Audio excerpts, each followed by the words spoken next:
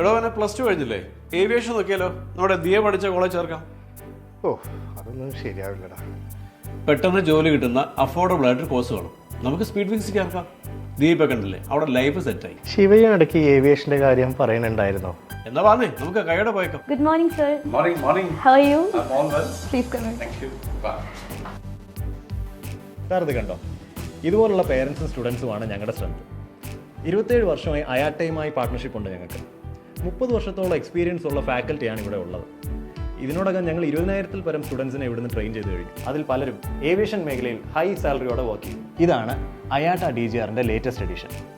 ഈ DGR എന്ന് പറഞ്ഞാൽ ഏവിയേഷൻ മേഖലയിലുള്ള pilot, cabin crew, ground staff, security വരെയുള്ള എല്ലാവരും നിർബന്ധമായി നേടിയിരിക്കേണ്ട ഒരു റെഗുലേറ്ററി സർട്ടിഫിക്കേഷനാണ്.